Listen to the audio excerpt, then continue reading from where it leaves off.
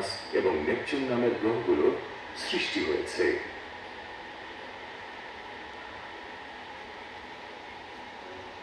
রাতের আকাশে তারাগুলো মিটমিট করে চলে, কিন্তু নক্ষত্রগুলো আসলে প্রচন্ড গরম ঘূর্ণায়মান গতিশীল গ্যাসীয় গোলক, যা মহাবিশ্বে প্রাকৃতিকভাবে প্রাপ্ত সকল উপাদান তৈরি করে।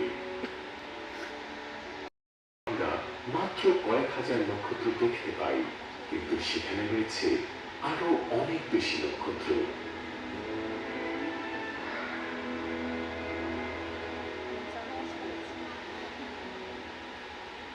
বিজ্ঞানীরা মহাবিশ্বকে 3টি ডাইমেনশনে বিশদভাবে বর্ণনা করেছেন।